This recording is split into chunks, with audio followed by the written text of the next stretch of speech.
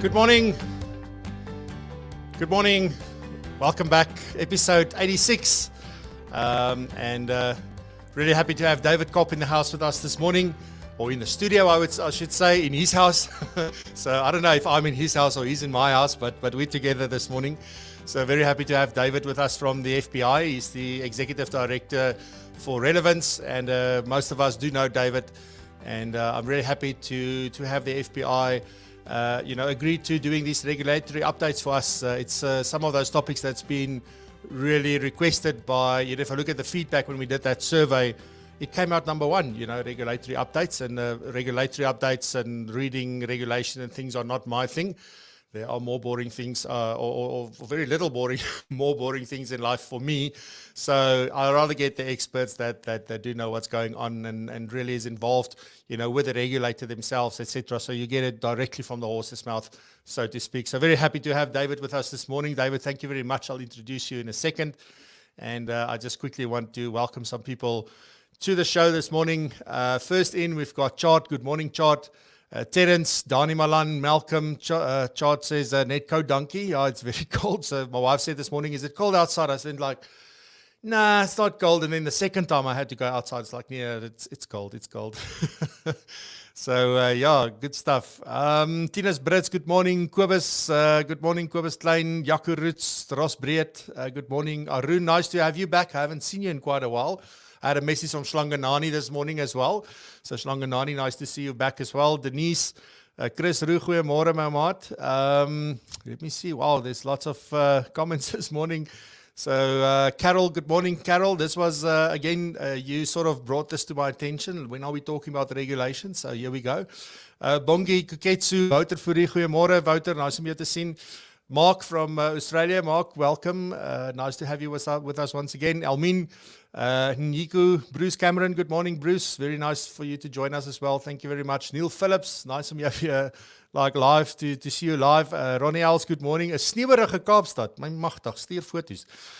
Send us some photos. Good morning, Rihanna, and Nico Anthony also, and Bronwyn getting in there just before I go on. So guys, good morning. Yeah, it's been a while since I've really greeted everybody like that. We've been, when we have guests, it's like a whole host of things. I do believe we have enough time this morning, so I thought, let me just say hi like we used to do. And then I hope that you've got your coffee. It's definitely needed. I did put on the heater here, but I had to put it off now because it makes a bit of a noise. But at least the worst of the cold has been broken. I don't really have any announcements this morning, so I'm going to get straight into the show with David. And on that note, Mr. David Kop, good morning. Welcome to Virtual Coffee with me. Yeah, good morning, Francois, and good morning to all the listeners and the watchers. Yes. Like I said, I've done webinars, and I must admit it's much nicer seeing a friendly face rather than just talking to a mic. Very excited for this morning. I'm very happy to hear that after 90 days of lockdown, I still have a friendly face, so that's awesome to hear. Thank you very much.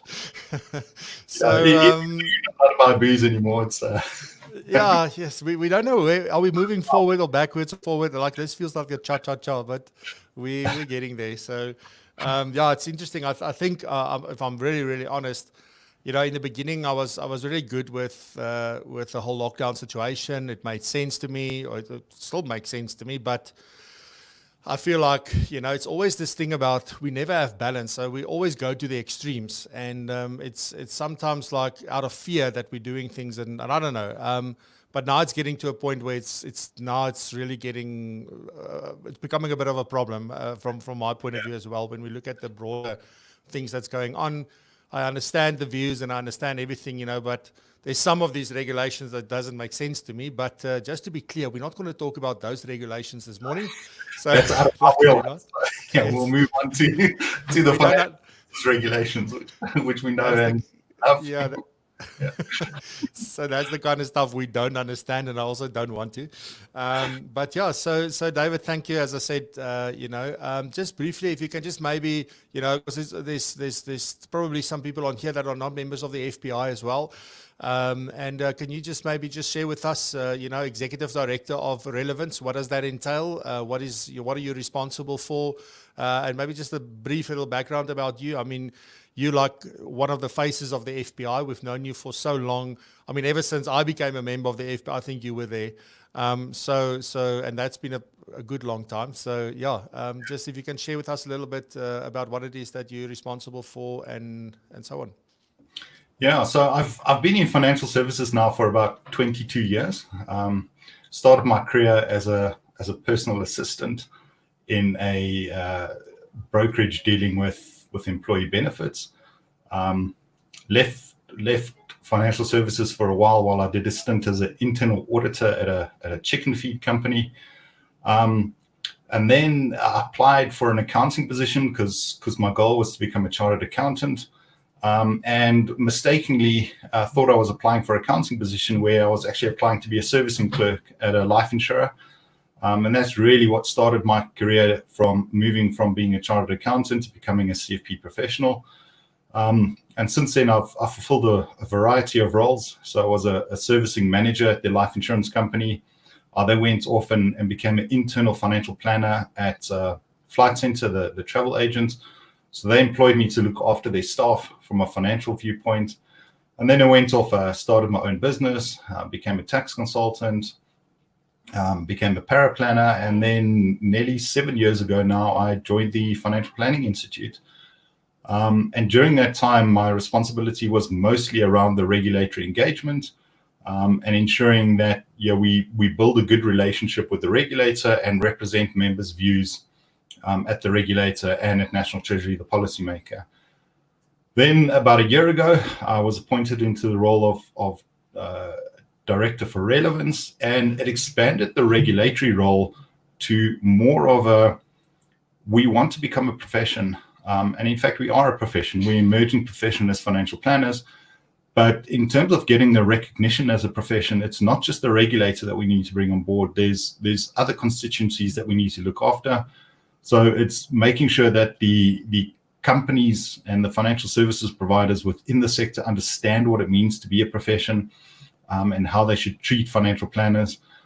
It's bringing the consumer along, understanding financial planning and financial advice versus the sale of products, which are both very valuable services. But we need to make sure that they understand if I want to buy a product as a consumer, where I go, but if I want to get advice, where do I go to ensure I get advice?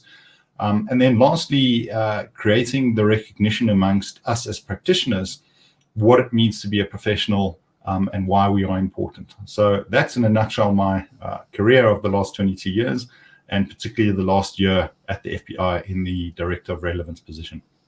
Yeah, that's good stuff. And we don't get to work together a lot, or we don't get to engage a lot. But the times that I have, it's always been insightful, and it's always been, like expanding the mind a little bit. So hopefully somewhere in the future we can engage a bit more and have a bit more interaction. And that in the last year, if I recall correctly, it was in November when we did the podcast episode when I came to the offices there. And we really had a good time. It was you and myself and Lelane, and it was amazing. And at that point, there's one thing that struck me, like really, like it hit me as I went into the offices there, and as Lelane came out and you came out, it's like it was a whole new different energy, and it was a whole new different vibe, and almost I want to say a new culture. I know culture takes some time to foster and maybe to change if you wanted to do that, but it was just like this. I felt so welcome there. And it's something that, it was a cold place for me like a couple of years back, so really well done to what you're doing there, you and Lelane and the team. It's a whole team of people, but honestly from my side, it's been a pleasure, dealing with the FBI and working with that from my point of view, working with Adele and Kirsten and these people that I get to work a lot with. So I just wanted to say thanks for that. I think it makes like partnering almost up and taking hands and saying, look, we're all fighting the same fight. We all want this to be recognized and not to become the profession. I think you're very right in saying, this is already a profession. It's just getting recognized as such.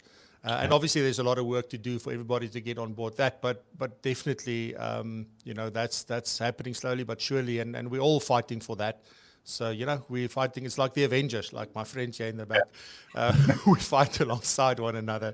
But yeah, so David, I want to start off with just maybe doing a general update on RDR. It's been a while. As I said, I don't read about regulation that much because I'm more onto the financial planning, training side and practice management and those kind of things. But, what is the latest on RDR? Has there been any movements? This has been coming now for several years. There's a lot of hype and then there's changes and then there's a lot of hype and then there's a little bit of changes. But where are we at the moment? Yeah, so Francois, before I get into that, I just want to respond about the FPI quickly. And I'm very pleased to hear you say that you feel the change in culture, because that's something that under Lelane's leadership, we're really trying to focus on. To have our members understand that the FPI is not a building in Fairland with 32 staff members, but the FPI is really 5,500 odd members around the country. And the organization is a membership organization, which means that the FPI belongs to our CFP professionals, our FSA professionals, and our RFP professionals. So I'm really glad to hear that you're feeling that change coming, because it is something that we're all in together, and we should be. The FPI is the voice of the profession, but we're only the voice because of our members. So I'm glad to hear that coming through. So to get onto RDR, and you're quite right, it's been quite a long time in terms of which RDR or the term RDR has been around. The initial discussion document was released in November 2014. I remember that quite clearly, and we had until March 2015 to provide responses to that. And what I want to just clarify is exactly what RDR is. So RDR, the Retail Distribution Review, was essentially a discussion document that outlined 55 proposals. And those proposals were really looking around how products are distributed, the relationship between advisors and the financial services providers, as well as how advisors are remunerated. Over the last 6 years, there's been a lot of consultation and a lot of discussion, and many people might be wondering, well, when is RDR going to land?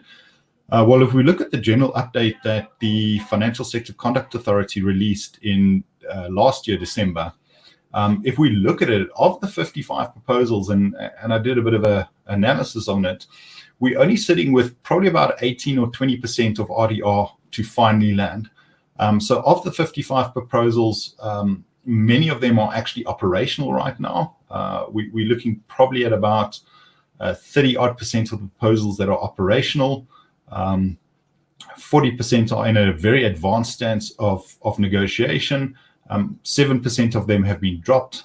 So, for instance, the tied advisor was a proposal, or not the tied advisor, the multi-tied advisor was a proposal that was dropped. And so we have been through this journey, and what I must say in this, and the reason why it's taking time for the proposals to filter down into changing the regulatory instruments is both National Treasury and the Financial Sector Conduct Authority have been very consultative through this process. So every time they come in with an instrument, they do give an opportunity for the industry and the profession to actually respond. And they've been very open to having those debates to make sure that what comes in actually achieves the aim of what they're trying to get to. And one of those is consumer protection, yes. But the other one is to ensure that there is an advanced and sustainable advisory profession and industry going forward. So we are quite lucky globally, because I do a lot of work on the global stage where we have a very good relationship with our regulator. And our regulator really does believe in the power of advice. In fact, the first piece of consumer information that they sent out around the RDR process was around the financial advisor and why it is advisable to actually work with a financial advisor. So I think we've been quite lucky in that. I think at times it can be frustrating because people are a little bit uncertain. But I think it's better for us to have been through this process where there is long consultation and making sure that we get the right things in place, both for the consumer protection as well as to ensure that we have a thriving industry on the advice space, which is a vital part of the purchasing of financial products and for consumers getting to understand exactly what they have. So yeah, that's my update of RDR. Yeah, cool. I'm just, there's this one question that's always been on my mind, and I've got my own opinions, and I've spoken to a lot of other people about it, and they've gotten opinions. And it's sort of get this clarity around, when you are licensed to give advice, and I saw there was like these, I think some of the changes that are coming, that are proposed is around like whether you can say you're authorized or not, whether you allowed to use the FSCA's name in your advertisements and that kind of stuff. But, it feels to me like the FSCA is really there to regulate product advice and product services. So as soon as you step outside of that, in other words, I'm doing coaching or I'm doing financial planning, but it doesn't involve product at all, that kind of stuff, then do you still fall under their jurisdiction? Have you got any clarity on that? Because that's a question I've been walking around with, and in my opinion, I'll share that with you, is no. It's only as soon as product gets there, then you start you must be licensed and that kind of stuff. But anything outside of that, helping someone with their budget, for example, has got nothing to do with your licensing. So can you clarify anything about that? Yeah, so Francois, I share your opinion in that matter. So if you read the definition of financial advice in the FASE Act, it is very clearly around the distribution and the sale of financial products and advice around financial products. So it's not the common understanding of financial advice as a consumer might have, which is I've got financial matters and I'm looking for advice around it. So like you quite correctly say that, if I'm busy talking to someone around their budget, there's no financial product involved. That is actually not a regulated activity because it doesn't deal with financial products. If I'm doing debt management for clients, it's not a regulated activity until I start getting into the point where I start maybe restructuring their debts and advising one credit facility over another. Then I am getting into the realm of providing advice. Now, in the past, something like credit advice wasn't actually included in our phase environment. Most of the products dealt with your investments and your insurance products. But with the change that's happening from the regulator moving from a general regulator with limited scope and now being a conduct regulator, we've seen that particularly the advice around credit products are actually being brought into the ambient of the FSCA. So while we still have the DTI looking after debt counselors, we have seen that part of the credit advice is coming under the ambient of the Financial Sector Conduct Authority. So while I agree with your interpretation, I think we need to be very clear that the definition speaks about giving advice around financial products or recommendations which could lead to somebody entering into a product. So even if you're doing financial planning and you say to someone, well, I've done your estate calculation and I see you've got a shortfall, and in my opinion, the best way to cover that shortfall would be looking at a life insurance product. In my opinion, you are now getting into the advice as regulated because you're recommending a financial product. So even though you might be saying, look, I'm not licensed to give advice around the products themselves, so please go and see someone to see which life insurance product. But as soon as you recommend that you should take life insurance, you're entering into the realm of needing to be licensed, even if you're not dealing with the specific products. Okay, so that's interesting. So if you are just in general, say you need life cover or but you're not going like you need a Momentum or a Liberty or a Discovery or a BrightRock or something like that, you're still treading on that line of that, even though you're not telling them where to go and how, exactly what to get and which benefit and all of that.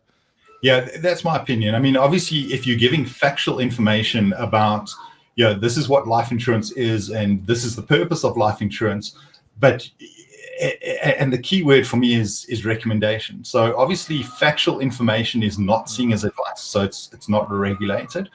But as soon as you start going, I think that you should go and speak to someone about getting a life insurance product, you are actually entering into providing a recommendation. And I do believe that that then brings you into the ambient of giving advice.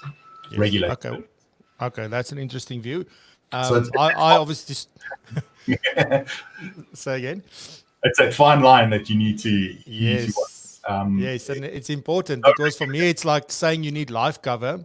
It's a fact. It's not a recommendation. I didn't say go and get it, So is there a play on words there, or is it just steer away from that if you don't want to go, like I don't deal with products, for example, as just let's just take a hypothetical that I would just not say, listen, this is what you need on death, and then full stop, and there you stop. And if they then ask you, what do I need? Then I said, you need to go find someone to tell you what you need, kind of thing, if you really want to be safe. Again, it might be a bit of a conservative opinion, but my opinion would then go, well, listen, I've done the plan. We've identified a shortfall. And that's where I stop, because unless I can solve for the shortfall with not giving advice around financial products. So, maybe there's enough cash or there's enough liquidity. Maybe the client's got a massive portfolio of properties, which is willing to in cash now to create liquidity in the estate. I think you are entering into the realm of advice. As soon as because remember, it's recommendation, or if you could reasonably assume that the person would act on the recommendation. So I would stay clear of using the word recommend any financial product anyway. Yes. Okay. No, cool. And I think, you say that's the conservative view, but in my opinion, when it comes to regulation, being conservative is the better route to take anyway. So rather be safe than sorry, as they say. Yeah, indeed. Yeah, good stuff. I just want to say good morning, Peter Strydom and Michelle Hoskin. Michelle, welcome. Nice to see you with us once more. Let's talk a little bit about the proposed amendments to the General Code of Conduct. I know you did a webinar on Monday, last week Monday, if I remember correctly. Last week Tuesday, I think. Tuesday, okay. So, but that's available on the FPI, on the learning portal as well. Can you go and watch the recording? Is it available? Yeah. It was recorded, so if anyone does want to go and catch it as an FBI member, it is available to FBI members at no cost. Okay, awesome. And if somebody's not a member, can they get it at just paying for it, or is it just for members at this stage? We do have it for people to download and pay for it. I think it's a 250 Rand fee if you're not. Okay. Amazing. Okay, good stuff. So let's talk a little bit about this. So this is the condensed version of your webinar. What are the most important changes? Because I know there's some risks and opportunities there and things that we need to know about. What are the most significant changes that has been proposed, and where are we with the implementation of these? Is this still now open for public comment, or is this now what's going to be gazetted? Yeah, so it actually has been gazetted. So the changes were tabled in December 2017. So it has been quite some time open for comment. It was still the Financial Services Board that put out the changes in the General Code of Conduct, but it was actually gazetted now on the 26th of June. Now within the Gazette, there is a transitional period. So we've got 6 months to ensure that we are in the place to comply with the General Code of Conduct. So really, around the end of December or early next year is when you need to have everything in place to comply. I think the two areas that I want to talk about is the definition of a replacement, because we've never had replacement defined through the phased legislation or the General Code. There's been a process for if you're doing a replacement, but the definition always rested in the Long-Term and the Short-Term Insurance Act. So that definition is still there. And essentially what they've done is they've now brought the definition into the General Code of Conduct, and they've mirrored what exists in the Long-Term Insurance Act regulations and the policyholder protection rules. But obviously in the Long-Term Insurance Act, it only deals with long-term insurance policies.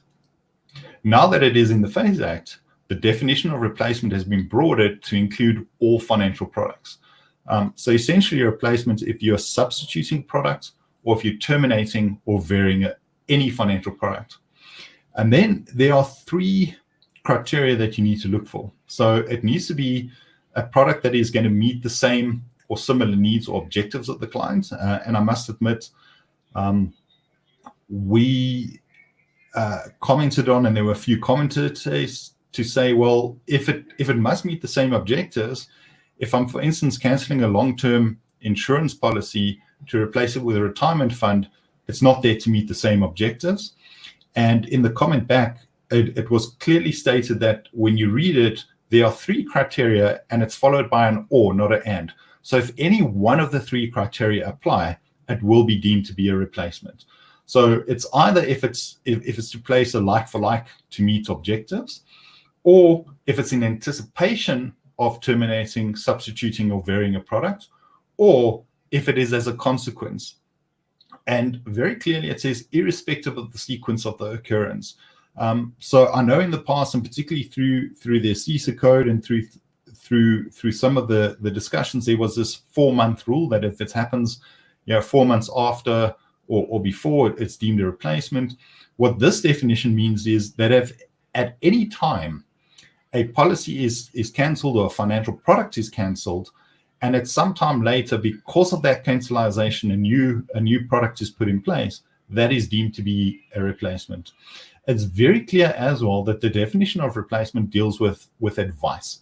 So if a client cancels a policy and then comes to you and says, hey, listen, I need to put something in place, and you go through your process, you do your F&A, you're not advising them to cancel the policy or the financial product, then it doesn't mean it's a replacement.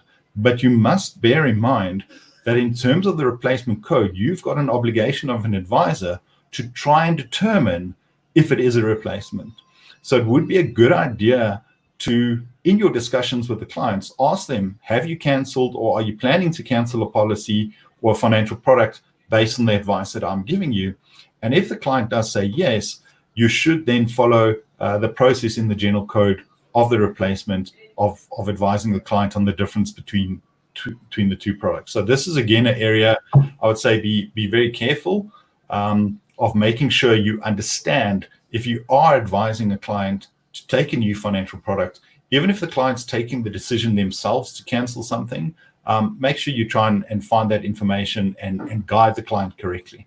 And I think that's where the true value of a financial advisor comes in. So if a client's thinking, look, I saw an advert on TV, and because of that advert, I want to go and buy that product, this is where our real value comes in as advisors are saying, well, does that product actually suit your needs? And have you considered some of the terms and conditions of the products that you're taking out, as opposed to what you already have?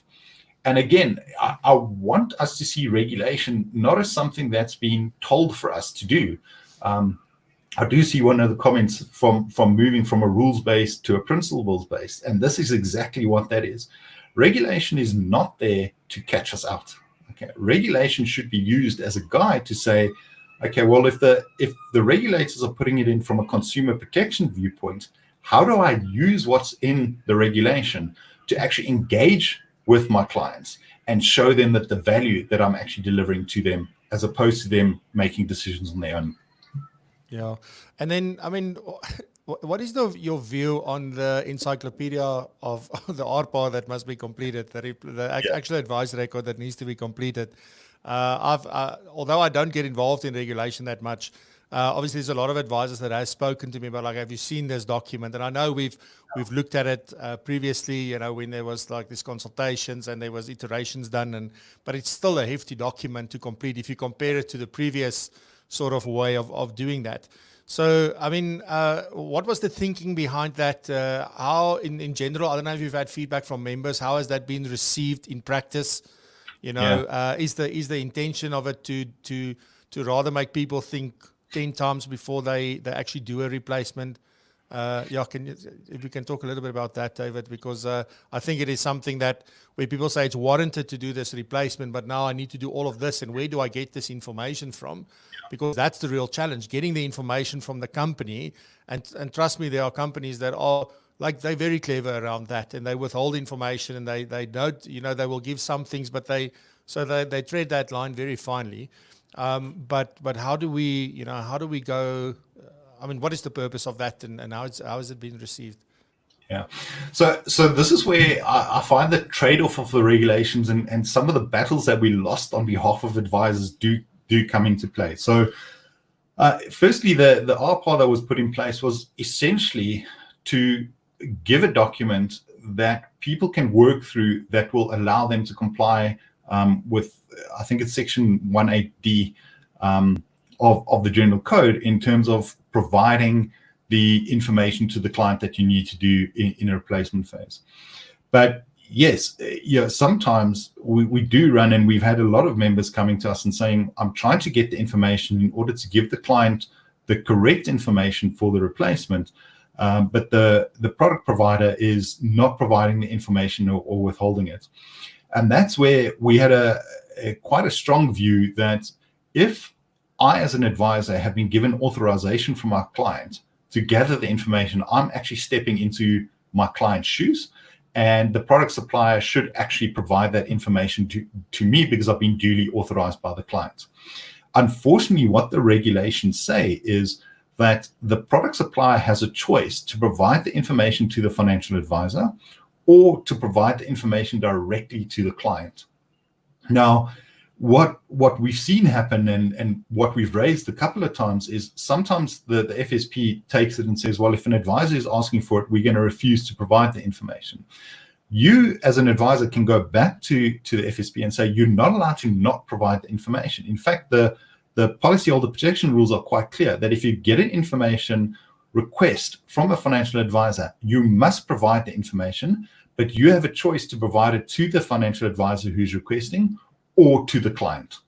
Okay, so that's definitely something that needs to be considered on that. And what I can say is, if you are finding that financial services providers or product suppliers are not providing information when you're asking for it, please raise that with me. You're welcome to contact me with that, and I will make sure that that's taken up at the relevant forums to show that, in fact, product suppliers are not providing with the law. So while the document is quite intense and there's a lot of information in there, it is actually information that we are required to give anyway. Okay. So yeah. Good stuff. Then what else on the General Code of Conduct, David? Is there some other things that we need to know about? I know replacement is definitely one of the most contentious things. What else has been added there? So I'm going to answer a question from Neil quickly. With advisors being smothered with the regulation and the direct sales companies are free to do as they wish, what is the stance? So this is one of the big changes that has also come through in the General Code of Conduct. So the reference to direct marketer has actually been removed.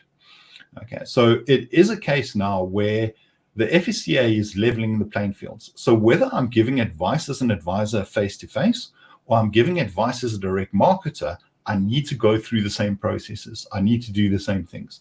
So if I'm a direct marketer right now and I'm doing a replacement and I'm advising a client to do a replacement, I would have to complete the same RPAR than an advisor would. So that's one of the really good things that we find with the RDR process, that the playing field is being leveled, no matter what your distribution view is, whether it's through advisors or whether it's through direct marketing. And for one, we believe that's the right thing, because it doesn't make sense to say, well, I'm a direct marketer, so therefore I can have less responsibilities than somebody who's giving face-to-face advice, who, in my opinion, you are spending more time with the client in a face-to-face environment. I mean, when we give advice to clients, particularly new clients, it's a 10 to 30 hour process of discovery and understanding the clients.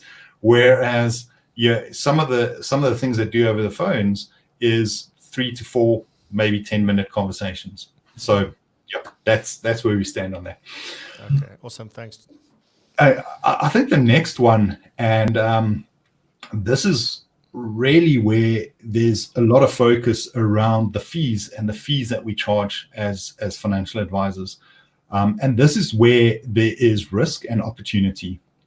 And why I refer to risk is because if we look at what's been happening internationally, and I'm particularly going to look at Australia, they just had a royal commission into advice and superannuation. And one of the big findings that they found in that royal commission was that there was a lot of fees being charged with no service being delivered.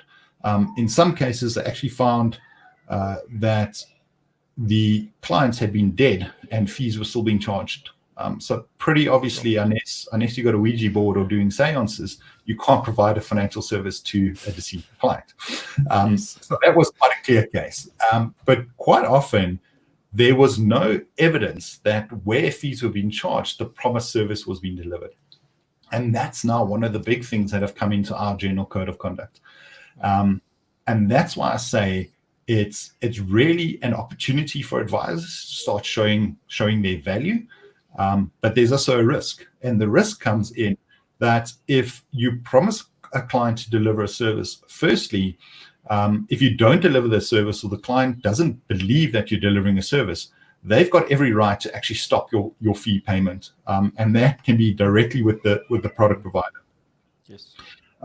Secondly, if the client doesn't stop that fee and you carry on taking the fee, somewhere down the line, if you are audited or you are checked on by the regulator and you found to be doing that, you can get fined. And where I see the risk is, I know from an Australian viewpoint, the top 6 financial services companies there, and it is a bit different in terms of how they're structured, but they essentially have probably fines and reparations for paying back fees to clients for charging fee for no service that is running to about 7 billion Australian dollars at the moment. So we are seeing a case now where the regulator is putting in these processes around fees and what is a fee, what do you need to disclose around your fees, but very clearly linking that fee to the service provided. So the opportunity comes in is if you haven't got a well-defined value proposition for your clients, this is your time to actually look at what the regulations are asking you to do, to sit down, draft your value proposition, and take your value proposition and put it into a service level agreement, and then also put a mechanism in place to demonstrate, and the legislation is very clear that you must be able to demonstrate that you are actually adhering and providing the service that you promised the client in order to continue collecting the fees and being paid the fees. So this is again where we're seeing that advice, as it started out, which was the selling of products and the distribution of products, is moving away from that transactional product basis into a more relationship, longer-term client belief and a client relationship going forward. So what's very clear, and where I see this as an opportunity is, if you're approached by a client and the client says, what is the value to me in terms of what you've been delivered, you would be able to have documentary evidence of now saying, well, these are the things that I did for you over the last year.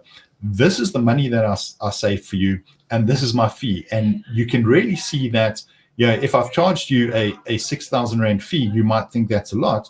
But if I show you that I've charged you a 6,000 Rand fee and have changed or saved you 20,000 Rand this year, it suddenly becomes a different negotiation, because then you can start saying to your client, well, based on that, you can see that I've actually undercharged you. So let's start talking about the fee that I'm charging you. And what was quite clear, we, in our 2019 convention, we had Brett Davidson doing a pre-convention workshop. And he gave some really good advice to the members of the workshop there. He was saying it's not actually an annual thing that you're doing. This should be a lifetime thing that you do for your clients, because you might find that at the start of the relationship where you do most of the work, in terms of doing restructurings or giving the advice around, well, you're in funds which are overcosted and you can achieve the same things with lower costed funds, or the way that you've structured your portfolio or your financial plan is not very tax effective, and we can do these changes for you which will save you in tax and estate duty. You might find that your initial engagement might be of 100,000, 200,000, 500,000 value to the client. And you need to actually do this on a cumulative basis to show that as the relationship progresses, these are the fees that we've been charging you. This is the value that we've added to your life. And that's really an opportunity for client engagement. And I am busy writing a thought leadership piece at the FBI right now, which is really looking at trying to answer the question, has compliance maybe got in the way of client engagement? And if we change our mindset of saying regulation is something that we need to comply with, to regulation is something that is put in place, number one, for client protection. But if I look at how the regulations are structured, could I potentially use these regulations to start demonstrating the enhanced value that I provide to clients and really use it as a client engagement mechanism instead of a compliance mechanism? Yeah, absolutely. And David, I mean, I've been saying now for quite a long time, like even when RDR came, I said it the other day in another episode as well, that RDR is not about regulation. It's not about policing. It's not about, taking away fees and commissions or whatever that may be. It is really about enabling us to build sustainable businesses. So it's about running a proper business. Because often we, particularly if you're in a smaller business or you're just in your practice within a larger FSP, one gets so into that advice and sales role that we don't really sit back and say, well, how do we make this sustainable? And I think this is a huge opportunity for us to go and say, well, is what I've been doing really valuable, or what I've done in the past, I've already created the value. Now what? What happens now? So is it good enough that I did it then, and then I need to get paid because it's still there over the long term? Or what am I doing now to help the client progress and grow and that kind of thing? So I fully subscribe to what you said, to say, well, we need to change our mindset around this.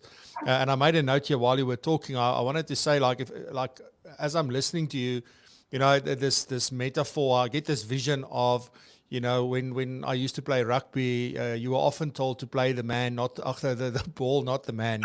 And it's the same thing with, I almost got it wrong now.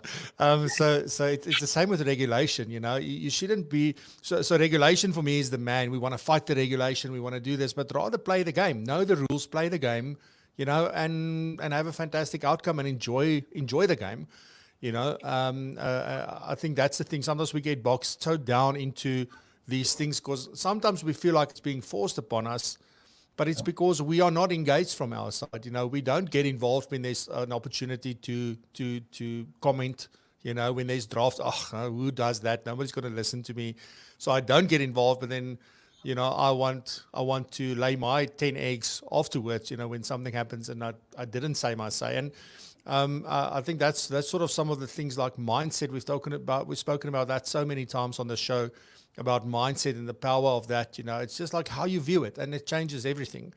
Yeah. So I just want to, actually, all I want to say is that I fully subscribe and agree to what you've said. Is there any last thing on the general code of conduct, or do you want to move on to advisor categorization? So I think that's the key. But the last thing I want to say on the general code of conduct is, and particularly as FBI members, and if you go and watch the webinar, I do bring a parallel to what's happening in the code of conduct right now to the FBI code of ethics and professional responsibility. And the reality is many of these things that are being highlighted right now have actually been in the FBI code for many, many years. So we do see it's a case of the regulation is moving more towards what we believe is a set of professional norms and client engagement norms. And again, like I say, this is an opportunity for you to start engaging with your clients and demonstrating the value that you deliver to your clients. So you don't have to have those conversations. If a client goes and reads an article about the cost of financial advice, you would have something in your arrow in your quiver to say, well, this is the value that we actually add. And let's have a discussion around the value as opposed to the cost.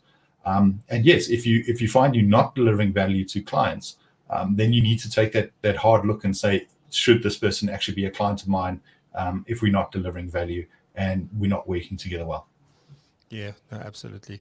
Alrighty, so let's go move on to, which is also a big point of contention, which I think started in RDR, and I guess it's now becoming more of a, because we need to get to a decision, but it's about this advisor categorization. So if I may summarize it in my simple Free State English, it is like, what are we going to call ourselves, and who's going to be allowed to which terminology? So it's really to make it easy for consumers to distinguish between each of the different roles. So where are we with this very interesting topic and very contentious topic, I guess? Yeah. So it's a bit more about what I'm allowed to call myself, because it also does then start putting together what the relationship between the product suppliers and the advisor would look like. But yes, the first bit is definitely what I'm allowed to call myself. And I must admit, when the paper first came out with the proposals, and I went around the country doing some consultation with members, I thought the biggest bit we were going to talk about was the remuneration. But actually, where we spent most of the time was, well, what am I actually allowed to put on my business card going forward? Now, there were proposals in the paper to bring these terms of product supplier agent for somebody who is mandated to or employed by a product supplier. Then the other side would be you would be a registered financial advisor, and that would essentially mean that you are not linked to a product supplier, but you actually have your own FSP license. Our feedback in terms of the proposed terms, and there were various iterations of the terms of what they might be. Our feedback to that was quite simply that it's going to be quite hard to get a consumer to understand everything that they want to achieve through a title alone. So our viewpoint is that from a consumer point of view, it's more important for the consumer to understand what I do rather than who I do it for. So our response was more along the lines of that if we're starting to talk about advisor titles on business cards, it should be more splitting the product advice from the financial advice or the financial planning service. So a client would be able to see that, if I'm somebody who wants to buy a financial product, then I would go to a product advisor. If I'm somebody who wants more advice and more strategic services, then I would go to a financial advisor. And if I can probably liken it to the doctor versus the pharmacist. If I've got a bit of a headache and it's not too bad, and I just need to buy a Panado, I wouldn't first go to my doctor, have a consultation, get a script to go buy a Panado. I would go to the pharmacy and I'd buy a Panado. But if it's a really bad migraine, and it's hurting my head for many days, I'll probably start getting a bit worried, and I'd like to go to the doctor to get advice. Is it just a headache, or is it something more than a headache? And so we're proposing titles of a financial product advisor, a financial advisor, and then a financial planner. And part of the proposal in the advisor categorization paper was starting to recognize that within the financial advice industry, we do have a profession, and those people who are part of the profession who should be allowed to call themselves financial planners. So the proposal there was saying is, if you have a financial planning certification and a professional designation, you would be able to use the title of financial planner. If you don't, then you would have to use one of the other titles, either financial advisor, financial product advisor, or the terms that have been suggested to hold. So again, we are seeing a place where there is recognition in law, and this is what was quite exciting for us. There was recognition in law of saying that if you are a certified financial planner, you've got a professional designation. Therefore, the regulator wants to recognize you as a profession and recognize you as a professional and reserve the title of financial planner for somebody who holds a professional designation. We are probably one of 4 countries, or actually one of 3 countries in the world where the title of financial planner will be reserved for somebody holding a professional designation. The other areas are Canada, but again, not the whole of Canada. They've got a different set of rules, and they've actually got 2 provinces in Canada who have just published legislation to protect the title of financial planner for somebody who holds a professional designation. So I think that's quite key. And yeah, from our viewpoint, the argument of can I provide financial advice while working for a product supplier? In theory, yes, you can. Okay. It's all about how you actually go ahead and describe your services to your client, and very importantly, what you do. And we feel what's been happening quite a bit in the past is because of the way that financial advice is defined. It's allowed people to sort of disguise product sales as financial advice. And we'd really like to see the separation of I'm advising you on a product and I'm going to choose the best product for you versus the broader strategic advice that I'm going to give you in order to guide you on your financial journey. And so that's been some of the response that we've been given at the FBI around this. All right. So any indication of by when this will be sort of, get to a final stage, or is that still, are they still, because that's the one thing about the FSCA I can say is that, and you mentioned this earlier, is that they've really, I think this is why things have taken so long, because they've really been consulting, they've really been listening. I mean, there's been a lot of back and forth on a lot of these things, but is there sort of an indication of when there's going to be a decision on this? Yeah, so again, it all depends on how much they received or how the volume of feedback they got. Because this was a discussion paper that all feedback was due on the 15th of May. So the FSCA will now go through that and prepare a response to the responses. But I also think another key proponent for this to be implemented is while the FSCA has been implementing the RDR proposals and principles through changes to legislation, the big piece of legislation that we're waiting to be finalized is the Conduct of Financial Institutions Act, which is essentially going to replace the Financial Advisors and Intermediary Services Act and be the single piece of conduct legislation in South Africa. Now, that act was put out for public comment, and we're waiting for a revised version of the act to come out. But in my estimation, if I look at how these things have happened in the past, and this is just purely estimation, we probably looking at 2 to 3 years before these things finally land in the legislative environment. Okay, yeah, that's still quite some time off. So yeah, good stuff. And anything in general, David, that you want to share or can share from the FBI's side?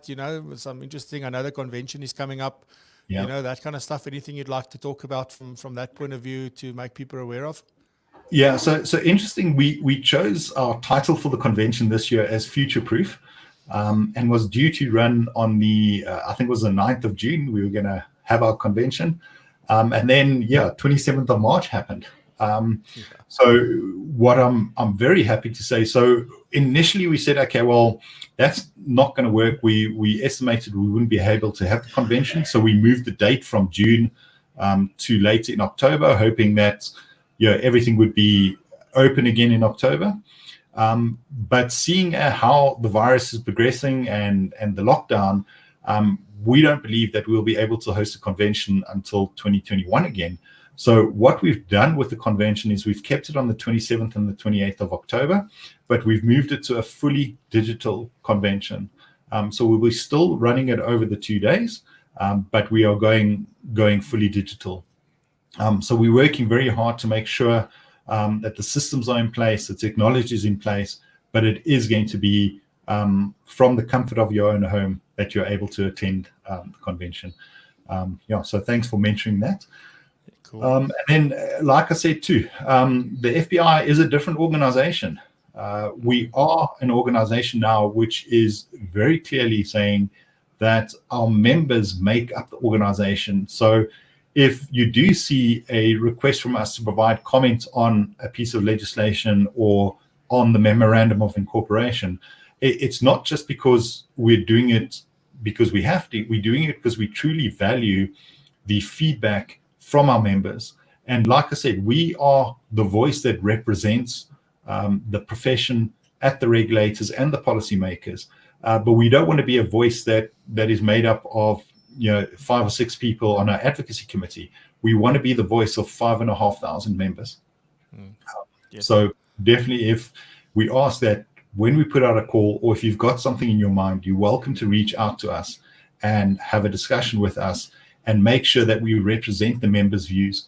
And where that is quite important is, yes, I've been a practitioner myself in the past, but I haven't practiced for the last 7 years. So it's really important to get the practitioner side of it to say, well, if we read this, this is the implications for us, so that we can then take it and say, practically, we agree with the proposal, but these are some of the practical implications that we need to think about, and make sure that what gets put out has that dual purpose of, yes, protecting and benefiting the consumer, but making sure that the advice profession remains a sustainable profession, and that it can be implemented without massively increasing the costs. Because we know that if the costs increase, that will be passed on to the consumer.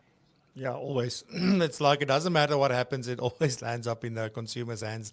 And David, so if people want more information about the convention and all of the good stuff for the membership, if you're interested in membership, just maybe if you are a member, you want to go and just remind yourself about the benefits and all of that, you can visit www.fpi.co.za. Most of the things are there. Is there any other way of contacting anybody if people want to know more? Yeah, I think at this point the website is probably the best, or email membership@fpi.co.za, because although we are fully operational, so we again switched quite quickly that all of our staff members are working from home offices. We do have limited telephone lines, so probably digitally is the best way. If you do want to call us because you want to talk to someone, we do have people on the phone lines. So you can also call in, but either through the website, we've got a live chat function on there, or through email is probably the best way to engage with us at the moment. Yeah, awesome.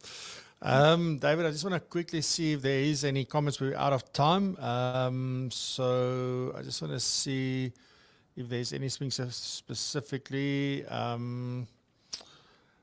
me just see. There's obviously been some comments on LinkedIn, so I want to invite you if you want to go back to LinkedIn afterwards and just go have a look there if there's something that you would like to answer. And most of the things I think we've touched on. So let's see, Bruce Cameron gave a long. I can't bring that comment onto the screen because it's too long.